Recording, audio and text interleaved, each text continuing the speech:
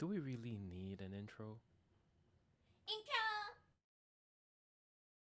What's up everyone, welcome back. We've got a special one today. Don't know why I say we, but when it's just me.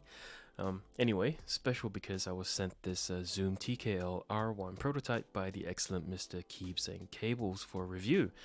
Special not because I'm early, but rather because it's a prototype and I'm super late to the party. I mean, I'm so late that just a quick search on YouTube and it'll bring up video after video, review after review of this board. Fashionably late, am I right? So, what are we going to be talking about today, and how are we going to review this board? What little secrets can we uncover? Well, we could talk about the excellent build quality and finish. We could talk about the accessible pricing. We could talk about the unique mounting sleeve. How about the nice little side RGB strip? What about the modability of this board, changing the sound profile? It's got the nice glass back panel that it's Bluetooth capable. So what can we talk about? You know what? Let's compare it to its premium big cousin, the Mammoth75.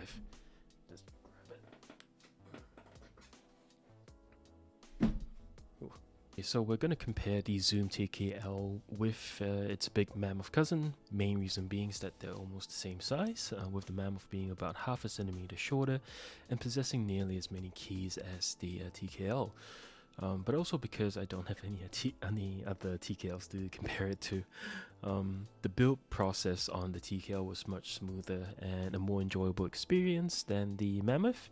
I reckon Melotrix has taken notes on the issues that came with the big boy Mammoth. The guide holes on the plate mounting tabs on the TKL actually sorted out the issues with the Mammoth, where if you did not line up the plate and PCB on, spot on, your F-roll keys or any other key that's next to any of the inner edges of the top case are going to scrape against it. Also, screw hole accessibility is a non-issue on the TKL, unlike the Mammoth using a hidden screw hole design, which causes problems for soldered builds. With the Mammoth, you got to be careful as well with your screwdriver heads, as they could scratch the inside of your case. No such worries on the TKL. So what about the typing experience? In my specific configs, basically plate foam, PCB foam, no case foam on both. The ZoomTKL feels a little more bouncy and the spacebar sounds poppier. I prefer the higher typing angle of the Mammoth, even though the TKL is perfectly fine to type on. Have a listen to these ASD rolls.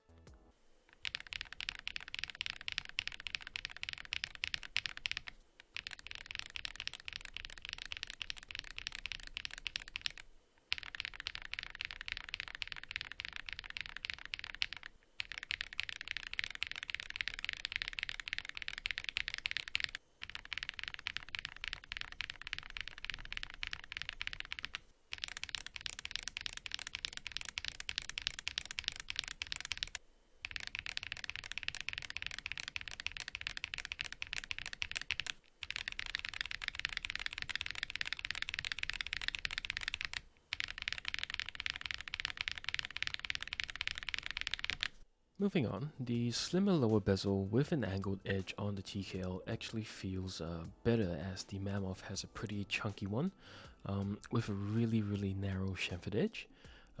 It's also much easier to shift the TKL on the desk with the recessed sides acting as grabbing points. The Mammoth sides go all the way down to the desk, so no convenient grab handles. Running the ZoomTKL in different builds does create quite a difference in terms of both sound and feel.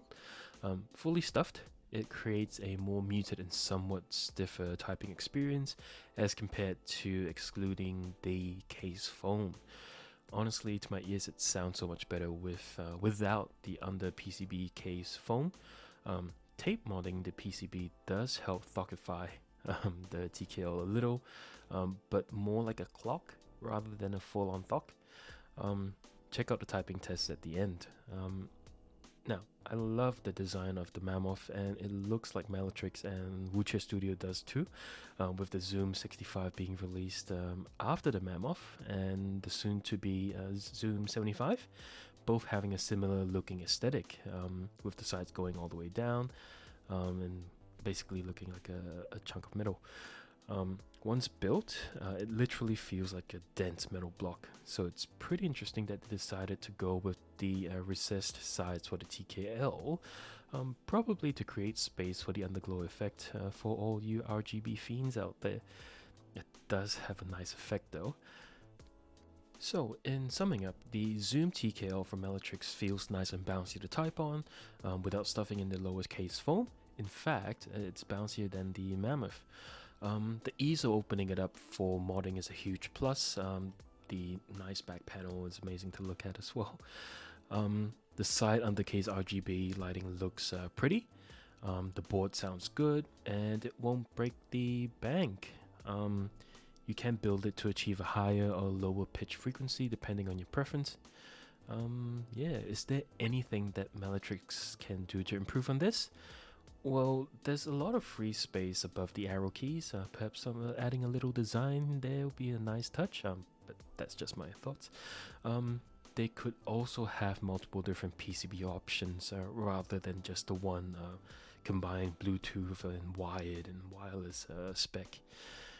Anyway, thanks for watching, everyone. Remember to leave a comment, like, and subscribe. Also, special thanks to Keeps and Cables for sending through the ZoomTKL R1 Prototype. I will have another keyboard review from GoPolar coming up in a few weeks, and that was also sent through by Keeps and Cables, so be sure to check back. Catch you all in the next one.